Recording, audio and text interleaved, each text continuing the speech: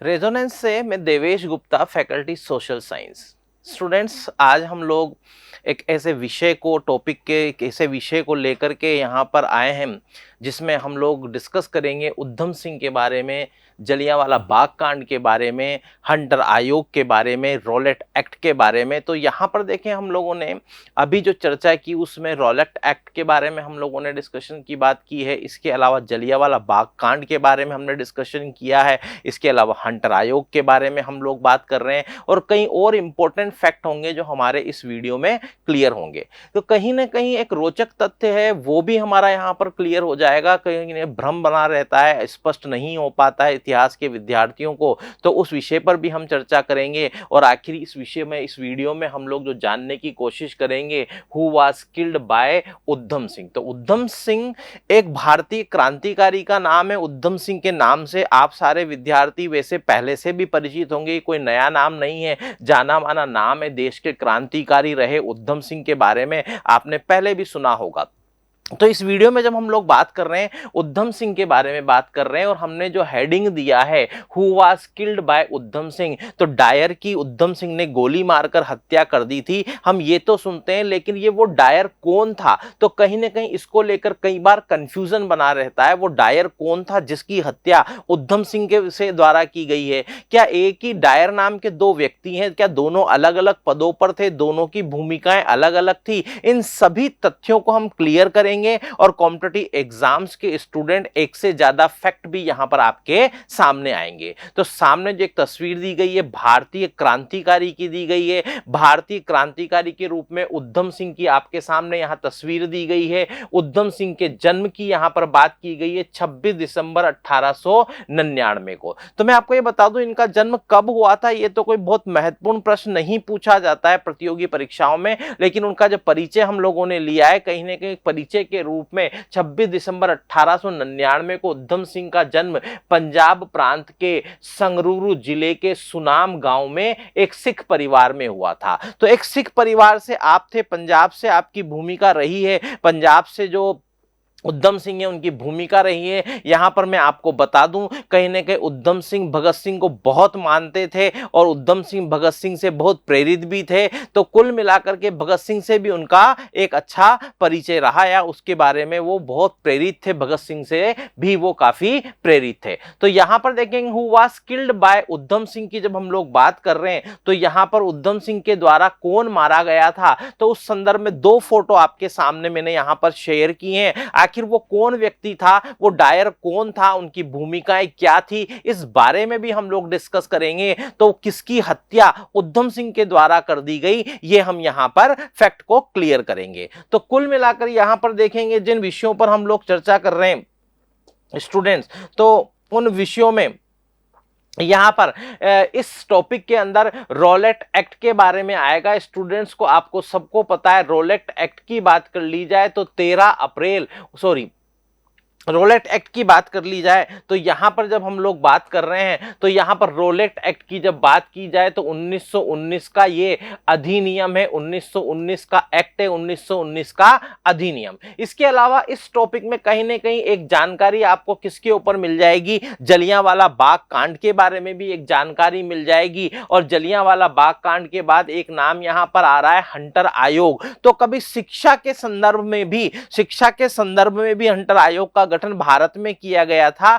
लेकिन इस वीडियो में स्टूडेंट्स, जिस हंटर आयोग की हम लोग बात कर रहे हैं उसका गठन क्यों किया गया है वो भी हम यहां पर जानेंगे। अब देखेंगे यहां पर हम जो बात कर रहे हैं रॉलेट एक्ट के संदर्भ में, यहां पर जब लिखा हुआ है आपका 18 मार्च का दिन है, 1919 का दिन है, यहां लिखा हुआ है रॉलेट एक्ट के बारे में 18 मार्च 1919 ब्रिटेन की संसद में पारित किया गया। तो रॉलेट एक्ट की जब बात की जा रही है, रॉलेट एक्ट यहां पर 1919 में ब्रिटेन की संसद में पारित कर दिया गया है। वो जो डेट है वो दी गई है 18 मार्च 1919 को पारित किया गया। तो रॉलेट एक्ट को पारित कर रहा जब किया गया, आखिर रॉलेट एक्ट लाया क्यों गया था, मैं इसके बारे में स्टूडेंट्स को यहां पर क्लियर कर देना चाहता हूं कि ये वो समय चल रहा है जहां पर कहीं ना कहीं न केवल भारत में भारतीय क्रांतिकारियों की गतिविधियां बढ़ गई हैं, बल्कि यहां पर स्थिति ये हो गई है भारतीय क्रांतिकारी विचारधारा लगातार मजबूत हो रही है। और यही नहीं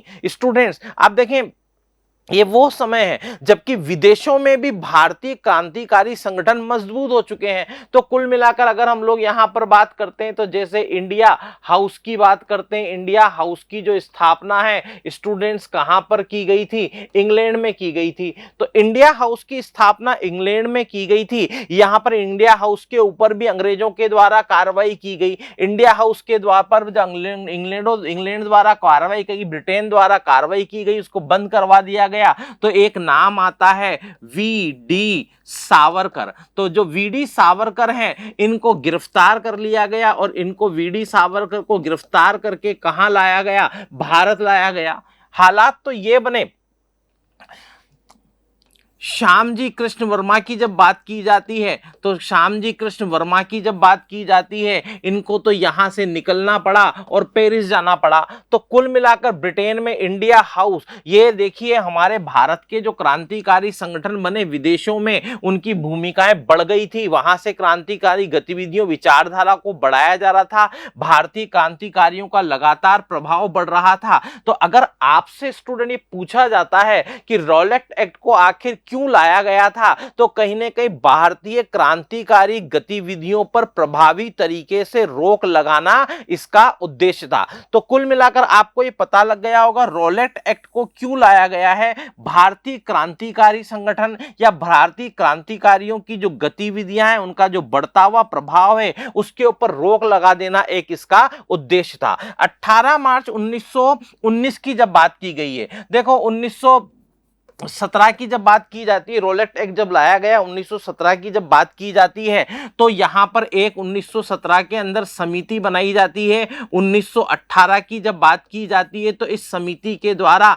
रिपोर्ट पेश की गई। आखिर ये रॉलेट नाम क्यों दिया गया, क्योंकि यहां पर स्टूडेंट एक नाम आता है सर सिडनी रॉलेट का, और जब सिडनी रॉलेट की बात की जाती है तो स्टूडेंट आप लोग ये ध्यान रखेंगे यहां पर सिडनी रॉलेट की जब बात की जा रही है तो सिडनी रॉलेट कौन थे, ये ब्रिटेन में उच्च न्यायालय के न्यायाधीश थे। तो जो सिडनी रॉलेट है उनकी अध्यक्षता में एक प्रस्ताव प्रपोजल दिया गया है जो ब्रिटेन की संसद में एक बिल के रूप में प्रस्तुत किया गया और उसको स्वीकार कर लिया गया। अब देखिए रॉलेट एक्ट को जो सिडनी रॉलेट की अध्यक्षता में समिति के द्वारा दिया गया था इसको रॉलेट एक्ट कहा गया, लेकिन क्या वास्तव में इसका नाम रॉलेट एक्ट था? इसको रॉलेट एक्ट के नाम से जाना जाता है, पहचाना जाता है, रॉलेट एक्ट के रूप में इसकी इंपॉर्टेंस बनी हुई है। लेकिन रॉलेट एक्ट को जिस रूप में नाम दिया गया था वो किस रूप में दिया गया था, क्रांतिकारी व अराजकता अधिनियम 1919। तो देखिए इस रॉलेट एक्ट का जो नाम मिलता है वो क्या मिलता है, क्रांतिकारी एवं अराजकता अधिनियम 1919 इसे नाम दिया गया था। और स्टूडेंट एक अन्य नाम जो इसको दिया गया है आतंकवादी अपराध अधिनियम 1919। अब स्टूडेंट यहां पर एक क्वेश्चन आपके लिए महत्वपूर्ण है, हम जब उधम सिंह के बारे में पढ़ रहे हैं आखिर उसने किसकी हत्या कर दी थी, किसको मार दिया था, तो भारतीय क्रांतिकारी उधम सिंह वाले इस टॉपिक में यहां ध्यान रखेंगे। बताइए भारतीय जनता ने रॉलेट एक्ट जिसे कहा जा रहा है, जिसे क्रांतिकारी एवं अराजकता अधिनियम कहा गया है, जिसे आतंकवादी अपराध अधिनियम 1919 कहा गया है, इसे भारतीय जनता के द्वारा क्या कहा गया, भारतीय क्रांतिकारियों द्वारा इसे काला अधिनियम कहा गया। तो ब्लैक बिल किसको कहा जाता है, काला अधिनियम किसको कहा जाता है, रॉलेट एक्ट को ही कहा जाता है। रॉलेट एक्ट को ही क्या कहा जाता है, क्रांतिकारी एवं अराजकता अधिनियम कहा जाता है, आतंकवादी अपराध अधिनियम कहा जाता है। तो दोनों नाम आपके सामने हैं। अब देखें यहां पर अगर हम लोग बात कर रहे हैं तो रॉलेट एक्ट जब लाया गया, रॉलेट एक्ट जब लाया गया तो यहां पर स्टूडेंट सुनेंगे क्या रॉलेट एक्ट का विरोध देश में बढ़ चढ़कर हुआ, बिल्कुल रॉलेट का विरोध बढ़ चढ़ करके हो रहा है। रॉलेट एक्ट के विरोध में ही एक जो है सत्याग्रह सभा का नाम आता है। तो यहां पर थोड़ा सा मैं और क्लियर लिख देता हूं, इसको साफ साफ मैं यहां पर डिस्कस कर लेता हूं। यहां देखें रोलेट एक्ट के विरोध में जब नाम आता है तो देखें, रोलेट एक्ट के विरोध में एक नाम आता है स्टूडेंट जिसका नाम है सत्याग्रह सभा। तो बताइए रोलेट एक्ट के विरोध में सत्याग्रह सभा का गठन किसके द्वारा किया गया था? तो सत्याग्रह सभा का गठन किसके द्वारा किया गया था? गांधी जी के द्वारा किया गया था। और रोलेट एक्ट की जब विरोध की बात की जा रही है तो एक नाम और आता है जिसे आप लोग लिखते हैं स्वामी श्रद्धानंद की बात की जाती है। स्वामी श्रद्धानंद के द्वारा दिल्ली में बड़े स्तर पर किसका विरोध किया गया? रोलेट एक्ट का विरोध किया गया। तो स्वामी श्रद्धानंद ने किसका विरोध किया था? रोलेट एक्ट का विरोध किया था। और सत्याग्रह सभा की स्थापना किसके द्वारा की गई थी स्टूडेंट? गांधी जी के द्वारा की गई थी। गांधी जी ने जो सत्याग्रह सभा बनाई है वो किसके विरोध में बनाई है? रोलेट एक्ट के विरोध में बनाई है। तो कुल मिलाकर ये वो संगठन है या ये वो चर्चाएं हैं, वो इंपॉर्टेंट पॉइंट है जो मैंने आपको रोलेट एक्ट के संदर्भ में यहां पर बताए। अब देखें, कहीं ना कहीं ऐसा होगा कि वो आगे की जो घटनाएं होती है रोलेट एक्ट के विरोध में, गांधी जी को गिरफ्तार कर लिया जाता है। गांधी जी को जब गिरफ्तार कर लिया जाता है तो यहां पर देखें गांधी जी की गिरफ्तारी हो गई तो उसका विरोध होना स्वाभाविक था। तो गांधी जी की जब गिरफ्तारी हो गई उसका विरोध होना स्वाभाविक था।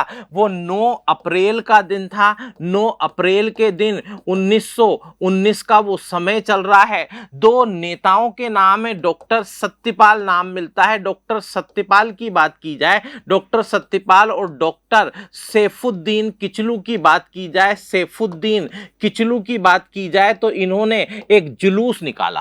अब ये जो जुलूस निकाला है ये रोलेट एक्ट के विरोध में भी निकाला है और कहीं ना कहीं जो नेताओं की जो गिरफ्तारी हो रही है या जो उनके साथ कार्य किया जा रहा है उसका विरोध में भी ये निकाला जा रहा है। तो डॉक्टर सत्यपाल की बात की जाए, सैफुद्दीन किचलू की बात की जाए, ये पंजाब के ये प्रभावी नेता थे। तो डॉक्टर सत्यपाल और डॉक्टर सैफुद्दीन किचलू ये दोनों कौन हैं? ये पंजाब के प्रभावी नेता हैं। इनके नेतृत्व में जुलूस निकाला गया, विरोध किया गया और स्टूडेंट दोनों को ही गिरफ्तार कर लिया गया। तो दोनों को ही जब गिरफ्तार कर लिया गया तो सुने, एक तरफ तो गांधी जी की भी गिरफ्तारी हो गई है और डॉक्टर सत्यपाल और डॉक्टर सैफुद्दीन किचलू की भी गिरफ्तारी हो गई है। तो आंदोलन जो रोलेट एक्ट के खिलाफ एक खड़ा हुआ है, विचार खड़ा हुआ है, वहां पर देखा गया कि अंग्रेजों के द्वारा जो रोलेट एक्ट लाया गया है उसमें यह कहा गया था केवल शक के आधार पर गिरफ्तारी का प्रावधान किया गया था। अब स्टूडेंट यहां एक और महत्वपूर्ण फैक्ट जो मैं आपसे डिस्कस करने चाह रहा हूं कि जो रोलेट एक्ट में प्रावधान दिया गया है, सर सिडनी रोलेट की अध्यक्षता में जो दिया गया है, यहां पर क्या कहा गया? रोलेट एक्ट में केवल देशद्रोह का शक हो जाएगा तो व्यक्ति की गिरफ्तारी कर दी जाएगी। स्टूडेंट ये ध्यान रखिएगा, गिरफ्तारी का जो समय दिया गया था वो क्या दिया गया था? गिरफ्तारी का समय क्या दिया गया था? अनिश्चित काल दिया गया था। तो गिरफ्तारी का समय तो कैसे दिया गया है? अनिश्चित काल के लिए दिया गया है। अब एक दिन के लिए गिरफ्तार किया है, 1 वर्ष के लिए किया है, आजीवन किया है, तो यहां पर कुछ स्पष्ट ही नहीं है। तो मजिस्ट्रेट पावर इतनी दे दी गई है कि शक के आधार पर अनिश्चित काल के लिए आप किसी भी व्यक्ति को गिरफ्तार कर लेंगे। इसीलिए बताइए किस एक्ट के बारे में कहा जाता है? क्या यह अपील, दलील और वकील व्यवस्था का अंत था? अपील, दलील, वकील व्यवस्था का अंत। तो अपील, दलील, वकील व्यवस्था का अंत किसे करार दिया गया है? आप बिना सुनवाई के जब सीधी ही गिरफ्तारी कर लेते हैं तो किसे कहा गया है? रोलेट एक्ट के बारे में कहा गया है। अब देखिए यहां पर रामनवमी का दिन है, आपको अभी मैंने यहां बताया 9 तारीख का दिन था। 9 अप्रैल की जब बात की जा रही है, 9 अप्रैल को 2 पंजाब के बड़े नेताओं डॉक्टर सैफुद्दीन किचलू और डॉक्टर सत्यपाल की गिरफ्तारी होगी। तो सारी स्थितियों पर विचार किया जाएगा। जब ये सारी स्थितियां बनने लगी है तो एक डेट आई स्टूडेंट, सारे स्टूडेंट्स के लिए महत्वपूर्ण बनी रहेगी। मैंने यहां पर आगे अगली स्लाइड में इस डेट को दिया भी है, 13 अप्रैल 1919 की बात की गई है। तो 13 अप्रैल 1919 की जब बात की जाती है यही वो डेट है जबकि कौन सी घटना घटना हुई, जलियांवाला बाग कांड हुआ। तो जलियांवाला बाग कांड की जब बात की जाती है, वो डेट कौन सी है? 13 अप्रैल 1919 का दिन है, स्टूडेंट ध्यान रखेंगे। अब घटना क्या है? जो बड़े नेताओं की गिरफ्तारी कर दी गई है, फॉर एग्जाम्पल के लिए गांधी जी की गिरफ्तारी कर दी गई है, डॉक्टर सत्यपाल की गिरफ्तारी कर दी गई है, स्टूडेंट डॉक्टर सैफुद्दीन की बात की जाए, सैफुद्दीन किचलू की बात की जाए, सैफुद्दीन किचलू की गिरफ्तारी हो गई है, नेताओं की गिरफ्तारी कर दी गई है। और रॉलेट एक्ट भी तो आया है देश में, जिसे काला कानून कहा जा रहा है। सारी स्थितियों पर विचार करने के लिए स्टूडेंट हंसराज नामक एक व्यक्ति के द्वारा यहां जलियांवाला बाग में एक सभा का आयोजन किया गया। एक तो देखिए यहां पर जो जलियांवाला बाग है, स्टूडेंट अगर आपसे पूछ लिया जाए जलियांवाला बाग कहां पर है, तो स्टूडेंट कहां पर है? वो अमृतसर में है। तो जलियांवाला बाग अमृतसर में है। और ये जो सभा का आयोजन किया गया था, इस सभा में लगभग कितने हजार लोग उपस्थित हुए थे? 20,000 लोग उपस्थित हुए थे। और स्टूडेंट ये महत्वपूर्ण है, वो सारे निहत्थे थे। तो अब देखिए निहत्थे लोग हैं, किसी विषय पर विचार करना चाह रहे हैं, एक सभा का आयोजन किया जा रहा है, लेकिन यहां पर कहीं ना कहीं पंजाब सरकार के द्वारा प्रातःकाल ही इस सभा को गैर कानूनी घोषित कर दिया गया। तो देखिए जलियांवाला बाग में एक सभा का आयोजन होगा, उसको गैर कानूनी सुबह सुबह घोषित आपके द्वारा किया जाता है। शाम को 4:30 बजे की घटना होती है, जबकि आपका जलियांवाला बाग कांड होता है। उस बारे में भी हम स्पष्ट करेंगे। यहां पर देखें, हम कुछ पॉइंट्स के बारे में बात कर रहे थे। यहां पर रॉलेट एक्ट के बाद जो महत्वपूर्ण है वो कौन सा है? जलियांवाला बाग कांड, जो कितनी तारीख को हुआ था स्टूडेंट? वो कब हुआ था? वो 13 अप्रैल का दिन था। 13 अप्रैल 1919 को कौन सी घटना हुई? जलियांवाला बाग कांड हुआ। तो बहुत अच्छे प्रश्न आपके यहां पर क्लियर हो रहे हैं, जो कॉम्पिटिटिव एग्जाम्स के दृष्टिकोण से भी स्टूडेंट्स महत्वपूर्ण होंगे। तो हम लोगों ने यहां इसके बारे में डिस्कशन किया। अगले पॉइंट पर हम लोग जब बात कर रहे हैं, देखें गिरफ्तारी हो गई है।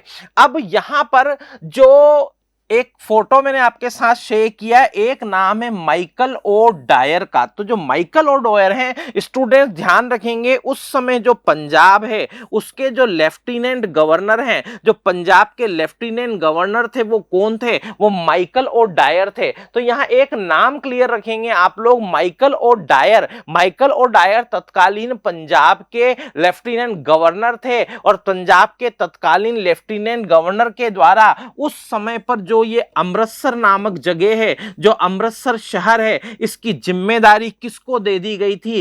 Colonel Reginald Edward Harry Dyer. तो आपके सामने दो डायर यहां पर क्लियर हो गए, दोनों अलग अलग व्यक्ति हैं। तत्कालीन पंजाब के व्यक्ति थे, लेफ्टिनेंट गवर्नर थे, lieutenant governor Michael O'Dwyer थे। जबकि बात की जाए तो जो वो कर्नल है रेजिनोल्ड एडवर्ड डायर हैं, ये कौन थे? ये एक देखा जाए तो वास्तव में तो ये एक सैन्य अधिकारी थे। तो सैन्य अधिकारी थे colonel Reginald Edward Harry Dyer, जिन्हें हम लोग सामान्य रूप से क्या कह देते हैं? कर्नल आर डायर कह देते हैं। तो कर्नल आर डायर कहा जाता है, और एक कौन है? माइकल ओ डायर है। दोनों का अंतर मैंने आपके सामने स्पष्ट कर दिया है। तो वहां पर होगा क्या? 150-200 सिपाहियों के साथ, अब ऐसी स्थिति बनती है 150-200 सिपाहियों के साथ वहां पर पहुंच जाते हैं आर डायर या रेजिनोल्ड एडवर्ड हैरी डायर पहुंच जाते हैं, और बिना किसी चेतावनी के दिए, मैं आपको यहां स्पष्ट कर दूं स्टूडेंट, जलियांवाला बाग में कहा जाता है बहुत तंग गलियों से होकर जिस एक दरवाजे से प्रवेश किया जा सकता था, वो भी बहुत छोटा दरवाजा था। बिना किसी वार्निंग के, बिना किसी चेतावनी के अंधाधुंध गोलियां चलाई गई, कई लोग शहीद हो गए। आप अनुमान कितनी दर्दनाक स्थिति रही होगी उसका इससे लगा सकते हैं, एक के ऊपर एक लोग कुएं में कूद गए बचने के लिए, किस तरह उनकी मृत्यु हुई होगी इसका अनुमान आप लगा सकते हैं। तो कुल मिलाकर दर्दनाक मृत्यु हुई, और वहां पर एक छोटा बालक जो थोड़े ही समय पहले लोगों को पानी पिला रहा था, वो भी वहां पर था, एक पेड़ के खोखले तने में छुप गया, और उसने यहां पर इस हत्याकांड को अपनी आंखों से देखा, और उसने खून में सनी हुई मिट्टी को उठाकर यह प्रण लिया था कि मैं इसका बदला अवश्य लूंगा। तो उस बालक का नाम क्या था? उधम सिंह उस बालक का नाम था। तो कुल मिलाकर स्टूडेंट हम यहां जब बात कर रहे हैं तो पंजाब के लेफ्टिनेंट गवर्नर का नाम क्लियर हो गया है, माइकल ओ डायर। अमृतसर शहर की जिम्मेदारी किसको दी गई थी? Colonel Reginald Edward Harry Dyer को दी गई थी। दोनों अलग अलग व्यक्ति हैं। अब देखें, पूरे देश में इसका विरोध होगा कि कहीं ना कहीं कि इतनी बड़ी घटना हो गई, इतना बड़ा हत्याकांड कर दिया गया, जलियांवाला बाग कांड कर दिया गया, इतने सारे लोग शहीद हो गए हैं। तो शहीद हो गए तो आपको मैं यहां बता दूं, जब हम लोग पढ़ते हैं कहीं ना कहीं कि 13 अप्रैल 1919 के जलियांवाला बाग कांड के लिए जो दोषी थे उस डायर को गोली मार दी गई। किसके द्वारा? उधम सिंह के द्वारा गोली मार दी गई। तो यहां पर स्टूडेंट एक इंपॉर्टेंट फैक्ट मैं बता दूं, वो जो कर्नल रेजिनोल्ड एडवर्ड डायर हैं, कर्नल रेजिनोल्ड एडवर्ड डायर हैं, यहां पर बात की जाए तो इनकी तो 1927 में ही मृत्यु हो गई थी। और जो इनकी 1927 में मृत्यु हुई है वो कहा जाता है ब्रेन हेमरेज से हुई थी। मस्तिष्क आघात के कारण जिनकी मृत्यु हुई वो कौन थे? रेजिनोल्ड हैरी एडवर्ड हैरी डायर थे। तो आर डायर तो 1927 में निधन हो गया। जबकि हम उधम सिंह की बात करते हैं तो उधम सिंह के द्वारा जो डायर को गोली मारी गई है उसकी जब हम लोग बात करते हैं तो ये तो 1940 की घटना है। तो गोली मारने की जो घटना है ये उधम सिंह के द्वारा जो मारा गया है वो कब मारा गया है? 1940 में। तो अब काफी कुछ पॉइंट्स तो आपके सामने भी क्लियर हो गए होंगे। मैंने 2 फोटो शेयर किए हुए। पंजाब का जो वो लेफ्टिनेंट गवर्नर है, वो जो लेफ्टिनेंट गवर्नर है माइकल ओ डायर को ही किसके द्वारा गोली मार दी गई थी? उधम सिंह के द्वारा। अब देखें यहां पर वो 13 मार्च 1940 का दिन है। तो ब्रिटेन में यहां पर देखेंगे 13 मार्च 1940 का वो दिन है। ब्रिटेन के अंदर लेफ्टिनेंट गवर्नर जो पहले थे माइकल ओ डायर को किसके द्वारा गोली मार दी गई? उधम सिंह के द्वारा गोली मार दी गई। और कुल मिलाकर आगे जो उल्लेख आता है उसमें एक डेट का नाम आता है, वो आती है आपकी स्टूडेंट 31 जुलाई 1940 का दिन आता है। 31 जुलाई 1940 के दिन वो जो नाम है उधम सिंह का, उधम सिंह शहीद हो जाते हैं। तो स्टूडेंट अब आपको क्लियर हो गया होगा वो कौन सा व्यक्ति था, वो कौन डायर था जिसके द्वारा उधम सिंह को गोली मार दी गई। तो यहां पर देखेंगे जलियांवाला बाग कांड हुआ। जलियांवाला बाग कांड के संदर्भ में एक जो चर्चा का विषय यहां पर रहा, आपको मैंने यहां कहा था हंटर आयोग एक शिक्षा में जांच के लिए शिक्षा संबंधी मामले पर गठित की गई थी। एक हंटर आयोग का जो गठन किया गया था वो किसके लिए किया गया था? वो किया गया था जलियांवाला बाग कांड की जांच के लिए किया गया था। तो कुल मिलाकर जलियांवाला बाग कांड की जांच के लिए जो हंटर आयोग बनाया गया स्टूडेंट, तो कुल मिलाकर इसका जो गठन किया गया वो अक्टूबर 1919 में किया गया। तो अक्टूबर 1919 में तो इसका गठन किया गया है। जबकि इसके द्वारा जो रिपोर्ट दी गई है वो कब दी गई है? मार्च 1920 में दी गई है। तो कुल मिलाकर के यहां पर इंपॉर्टेंट फैक्ट आपका क्लियर हो गया होगा।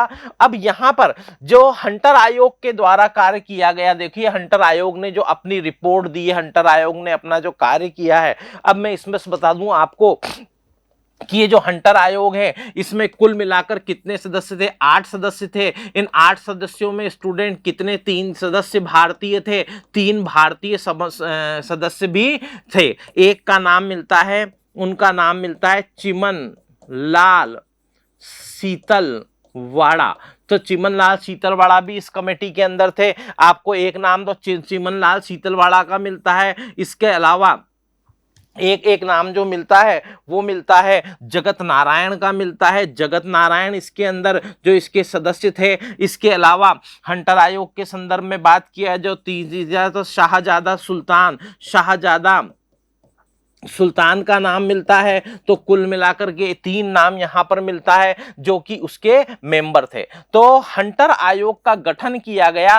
कांग्रेस के द्वारा भी तो कोई कमेटी बनाई गई होगी जो हंटर आयोग की तरह जांच करेगी। तो बताइए कांग्रेस के द्वारा कौन सी कमेटी बनाई गई थी? तहकीकात समिति का गठन किया गया। तहकीकात कमेटी का गठन किया गया। स्टूडेंट तहकीकात कमेटी जब बनाई गई कांग्रेस के द्वारा, तहकीकात कमेटी जो बनाई गई कांग्रेस के द्वारा, उसके जो अध्यक्ष थे वो कौन थे? तहकीकात कमेटी के जो अध्यक्ष थे वो कौन थे? मदन मोहन मालवीय थे। ये कांग्रेस की तरफ से बनाई गई थी। तो मदन मोहन मालवीय की अध्यक्षता में तहकीकात समिति बनाई गई और इसके द्वारा जो सिफारिशें दी गई, जो भी इसकी रिपोर्ट दी गई तहकीकात समिति की, उसमें हंटर आयोग की, जलियांवाला बाग कांड की और रोलेक्ट एक्ट की निंदा की गई। आश्चर्य का विषय, हंटर आयोग की जो रिपोर्ट 1920 में आती है, स्टूडेंट उसमें कहीं ना कहीं देखेंगे, इसमें हंटर आयोग की जो रिपोर्ट आती है उसमें आश्चर्यजनक रिपोर्ट आती है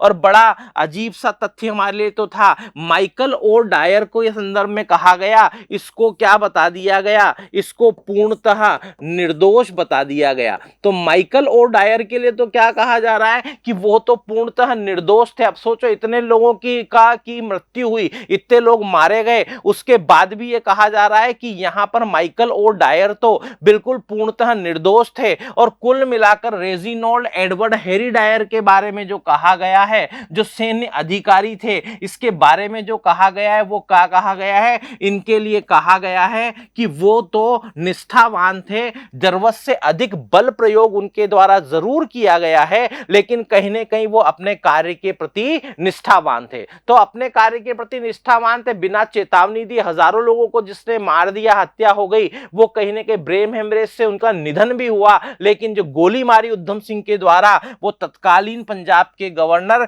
किसको मारी गई? माइकल ओ डायर को मारी गई। तो कॉन्सेप्ट आपका क्लियर हो गया होगा, क्वेश्चन का आधार आपका क्लियर हो गया होगा। मैं आपको बता दूं कि वहां जो ब्रिटेन का मीडिया है उसके द्वारा कहीं न कहीं एडवर्ड हैरी डायर के बारे में वहां पर एक अभियान भी चलाया गया और वहां पर उसके लिए धनराशि भी इकट्ठा की गई। और यहां तक कि इसको कहा जाता है कि वहां के समाचार पत्रों ने ब्रिटिश साम्राज्य का शेर कहकर भी इसको सम्मानित किया। तो देखिए, इतने लोगों की जो हत्याएं हो चुकी है उसके लिए कहीं ना कहीं उत्तरदायी तो थे। उसके बाद भी ब्रिटिश मीडिया क्या कह रही है? ब्रिटिश साम्राज्य का शेर कहकर सम्मानित कर रही है। तो ये हमारे लिए दुख का विषय था कि इतनी लोगों की हत्याएं हो गई, उसके बाद भी उसे कहा जा रहा है ब्रिटिश साम्राज्य का शेर। खैर, जो भी हो, यहां पर उधम सिंह ने जो बदला लिया है, मैंने आपको अभी अभी शेयर किया। उधम सिंह के द्वारा बदला ले लिया गया और माइकल ओ डायर को गोली मार दी गई। तो who was killed by Udham Singh, ये कॉन्सेप्ट आपका, ये क्वेश्चन क्लियर हुआ होगा। 13 अप्रैल 1919 जलियांवाला बाग कांड के जो दोषी थे उसमें माइकल ओ डायर को किसके द्वारा गोली मार दी गई? उधम सिंह के द्वारा गोली मार दी गई। तो भारतीय क्रांतिकारी की जब बात की जाती है तो मैं आपको ये बता दूं, 1940 में ही इनको फांसी दे दी गई। 1940 में जब इनको फांसी दे दी गई तो 31 जुलाई 1940 को उधम सिंह शहीद हो गए। तो यहां पर आप लोगों को एक बेसिक इंट्रोडक्शन इसका मिला होगा। प्रतियोगी परीक्षाओं के लिए आप सभी को बहुत बहुत शुभकामनाएं।